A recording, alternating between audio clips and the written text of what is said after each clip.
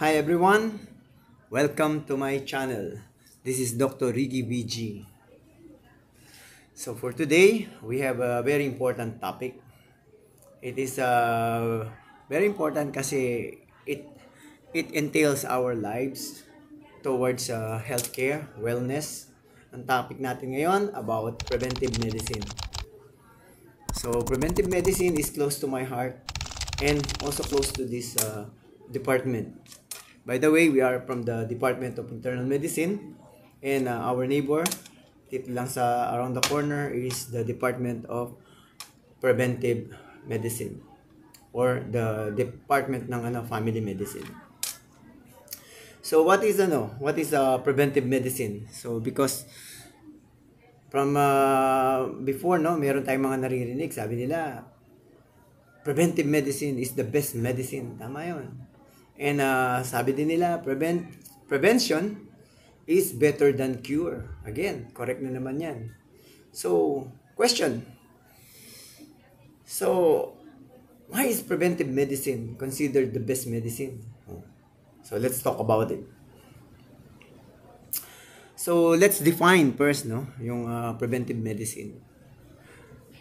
Preventive medicine, it's all about taking proactive steps to keep you healthy and prevent diseases before they start. Ano ba ibig sabihin nun? Inuunahan mo na yung mga sintomas bago pa dumating ang mga sakit. Ibig sabihin, kung parang example, bago ka magkaroon ng malalang diabetes o magkaroon ng malalang hypertension, nagpapa-check ka na ng sugar regularly, nagpapa-BP ka na regularly.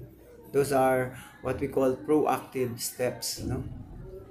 So, what are these proactive steps? Let me enumerate to you. Number 1, regular checkup with your favorite doctor. Sigurado, meron kayong doctor dyan sa komunidad ninyo.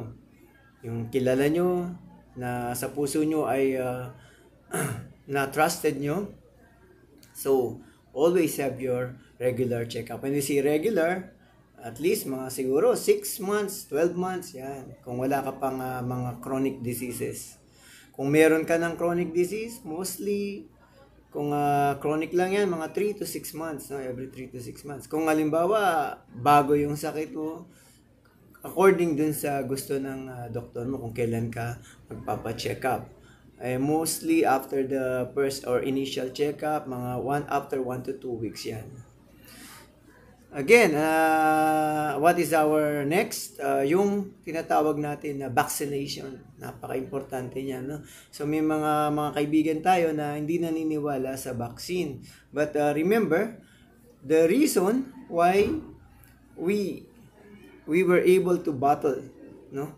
At nanalo tayo sa mga infections na mostly or halos lahat ay preventable is because of the vaccinations. Kaya wag tayong hihinto sa vaccination. There are mga sakit na pagka nagkaroon ka ng virus na yan, 100% na mamamatay ka. Example, pag nakagat ka ng aso at yung aso na yun ay rabid, 100% mamamatay po tayo. But vaccination will help us, at least give us a chance, no, to try to battle this kind of disease. What else? More than the medicine itself is lifestyle changes, lifestyle modifications. Yun yung sinabi ko nung misa na nag-live tayo, no?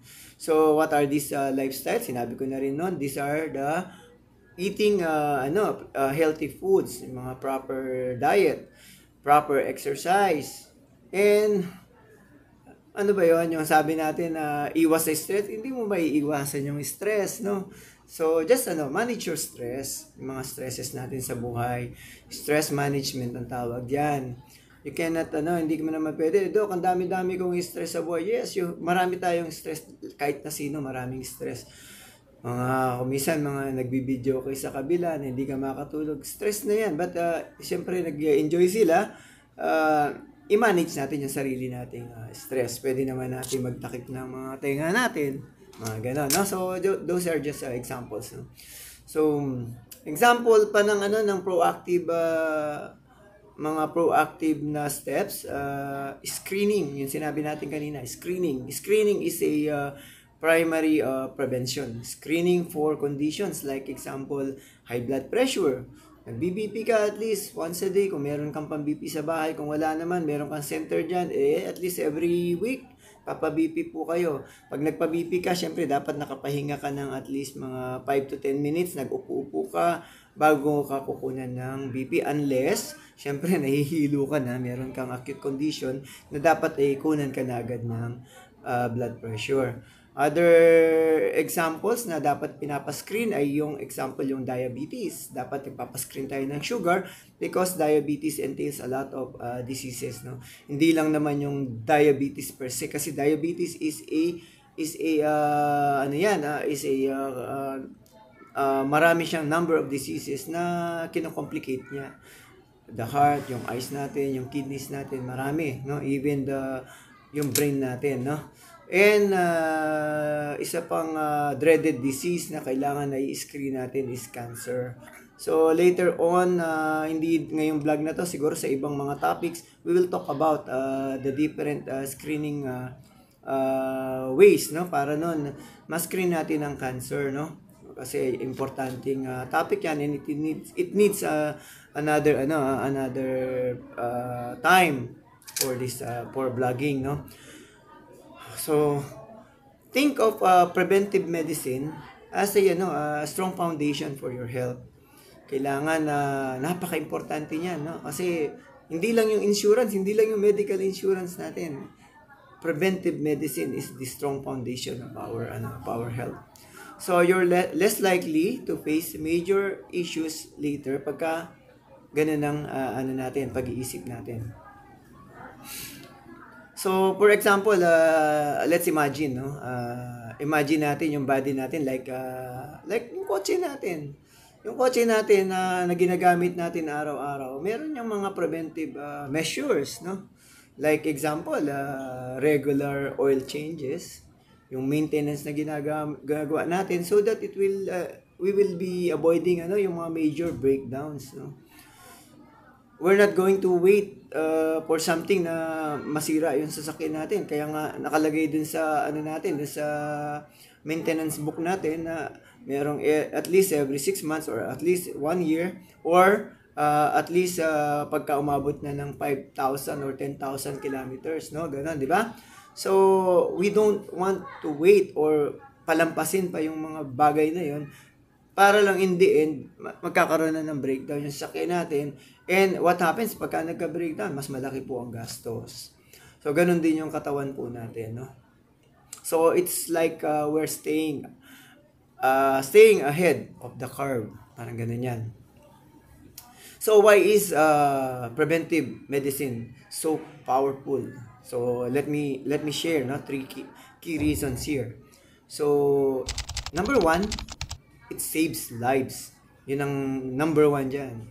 So, pinapahaba natin yung buhay natin. Siyempre, no? By catching diseases early, we can treat them before they become serious. Yung kamukha na sinabi natin kanina. For example, regular blood pressure checks will prevent yung number 1 and number 2 na complication ng blood pressure, ng high blood pressure.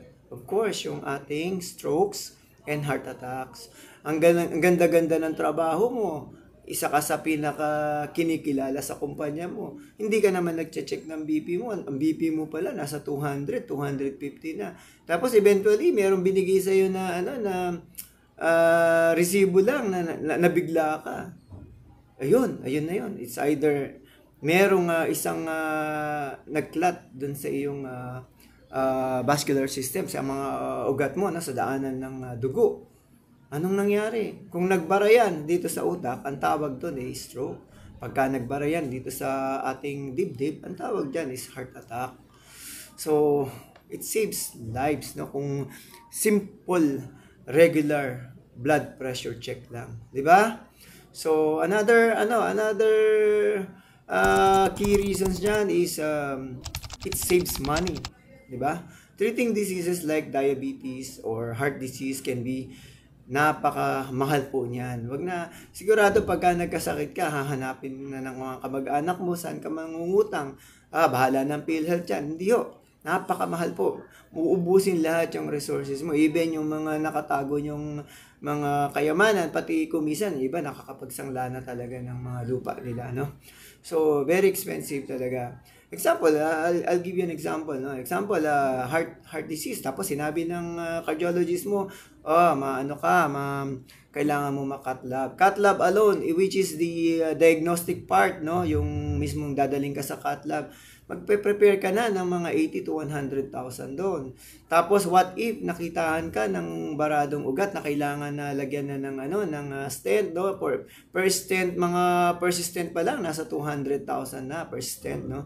Yung unang stent. And then yung succeeding stents mo 50 to 100,000 na yan. What if you had a 3 to 4 vessels na block, no? So compute mo na yun. Yung 500,000 mo, wala pa doon yung yung rehabilitation, wala pa doon yung mga gamot na bibili nyo, which is equivalent ng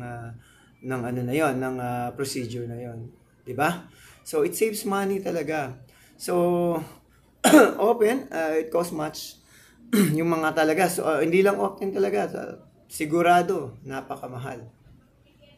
So napakamura lang naman para ma-prevent. Aside from the blood pressure monitoring o kaya yung mga pa yung pwede mong gawin. Example, vaccination, flu vaccine na lang, no? Napaka-cheap lang na magpa-flu vaccine. Kung gusto mo sa private, magkano lang yan? 500, 600. Sa naman, libre naman yan sa rural health center natin. Libre ang flu shots, no? Every year, magpa-flu shots kayo bago magtag-ulan. Kasi pagka lalo na yung mga prone sa pneumonia, like mga kamag-anak natin, mga matatanda na, o kaya yung mga may diabetes, may mga cancer, o kaya may mga COPD, mga sakit sa baga, pwede silang mahawa lang ng flu, and then pwede itong mag-complicate at maging severe, maging pneumonia, pwedeng ikamatay. So, flu shot is how much lang, libre yan. Pa-flu shot po tayo every year bago magtag-ulan, no? And lastly, it improves quality of life, no? Staying healthy means you can enjoy life more. Gusto mong pumunta ng El Nido, gusto mong pumunta ng Boracay, dapat naka-ready yung katawan mo. Kasi kahit sabihin mo nga bakasyon yung pupuntahan mo, susunungin mo yung yung bagong lugar na yan. Remember, our country is a tropical one. Marami tayong pwedeng sakit na makuha. But if you are ready nga, maganda yung pangangatawan mo, you can enjoy yung mga vacations na yan, no? And once you enjoy the vacation, you are spending your time with your family, worth your life, no? Tapos you can pursue your passions. Gusto mo pa ring maging magaling na musicians, no? Living without the burden of yung chronic illness. Pagka sinabi natin chronic, yun yung sabi ng doktor, naka-maintain po ba kayo ng gamot? Opo, naka-maintain po ko. Yun yung mga chronic illness, no? So, if you don't have any chronic illness, syempre mas maigi po yun. So, quality of life is mas maigi. Okay. So, nagkaroon ako ng pasyente noon. I once had a patient who started making small lifestyle changes after a routine health checkup. So, dun sa routine health checkup niya, na-reveal na mataas yung cholesterol niya. So, years later, they told me how grateful they were for avoiding major health issues. Kasi nga, nalaman niya agad na mataas yung cholesterol niya, and we were able to advise him na ito na yung mga kinakain mo, lifestyle modification, number 1, di ba, sabi ko kanina. So, nabawasan na niya yun. Then, nakapag-proper exercise siya. And then, after 2 to 3 months, we check the cholesterol. Mas gumanda na, mas mabuti na. What if hindi na-check yung cholesterol? Kasi ang sarap ng pakiramdam niya, okay lang. But then, yung cholesterol pala niya, nasa, mataas na. More than double the normal. Tapos yung triglycerides niya, times 4. Yung pala, modifications lang ng lifestyle niya, bababa na yon. What if hindi na ano yun, hindi na treat yun, or hindi siya napagsabihan, or hindi niya nakita na mataas pala, at tuloy pa rin siya dun sa lifestyle niya. Eventually, within a matter of siguro mga months or few months, pwedeng ma-attack siya or ma-stroke siya. So, ganon, no? Ganon yun. Kaya, may mga pasyente na pinagwalang bahala nila yung mga ganon. May kakilala ako, but kawawa talaga, no? Taas-taas ng triglycerides niya.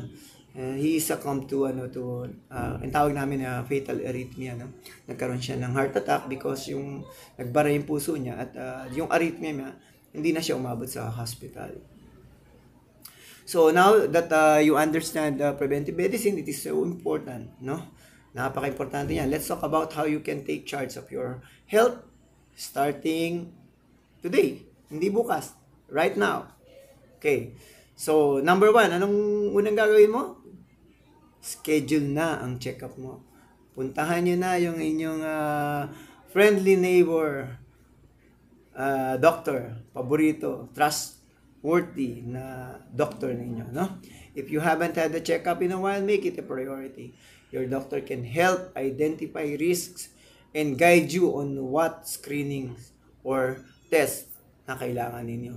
Huwag kayong basta-basta na lang na, gagawin ko to, magpapalaboratory ko, tapos kayo na mismo yung mag-interpret. Tandaan nyo po, pinag-aralan po ng mga ating mga kaibigan doktor yan, para sila naman na mag-interpret. Kung hindi kaya ng budget, yung pagpapacheck up, marami po tayong rural health center, marami tayong district hospitals, marami po tayong provincial hospitals. Open po ang mga outpatient departments na yan, para puntahan natin. At mostly, meron tayong mga kaibigan na nagpa-practice ng family medicine, na their main goal is preventive medicine. Number 2, syempre, get vaccinated. Huwag na kayong magpatumpik-tumpik, no? Pag nakagat ng aso, vaccine agad. Meron kaming kaibigan, kamamatay lang niya 2 months or 1 month ago. Nakagat ng aso last November. Sabi niya, okay lang to, walang problema. After 1 month, gumrabe. Ayun, last month, namatay. So, get vaccinated, no? Huwag kayong masyadong nagpapapaniwala dun sa mga sabi-sabi, no? Alam ko maraming galit sa vaccine, but then still, those are just a few na what we call this, na side effects, no? Napakaliit niyan. Even water nga na tubig may side effect, pwede kang malunod, pwede kang mabilaukan. But this vaccine nga can help a lot, no? Hindi lang ikaw na individual, as a community na nagkakatulong-tulong po tayo because of vaccination, no? Let's adopt healthy habits, eat balanced diet, proper diet, with lots of fruits and vegetables. Kang mahal-mahal ng prutas, ang mahal-mahal ng mga gulay, no? Dito sa Pilipinas, marami ho tayong paso. Magtanim po tayo ng kamatis. Ang kamatis nasa 400 to 500 pesos yata per kilo.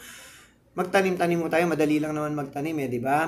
Para noon, meron tayong ani-anihin, kahit nandyan lang sa paso na yan.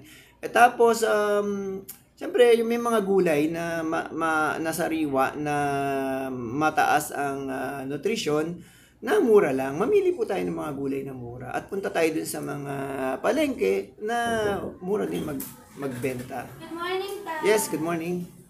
Clearance po. Sige, lagay mo muna dyan. Tapos, Taas BP niya, Dok. Di pa daw nakainom maintenance. sige. Ilan ang BP niya? 170, 100, sige. Dok. Sige. Tawagin ko na lang, no? Sige po. Okay naman siya, no? Okay naman siya, Dok. Di lang daw nakainom. Sige. Thank you po. Okay. So,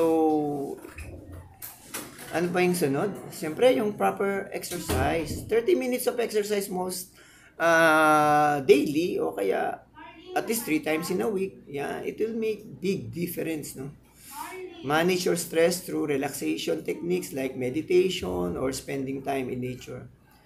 Know your numbers. Ano ba yan? Keep track of your blood pressure, cholesterol, blood sugar levels.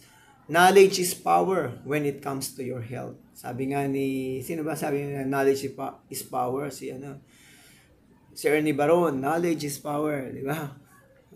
Napaghahalata na yung age natin, no? Okay, so, ayan na nga. Preventive medicine is truly the best medicine. Tama tayo. At tama ang mga research na ginawa, no?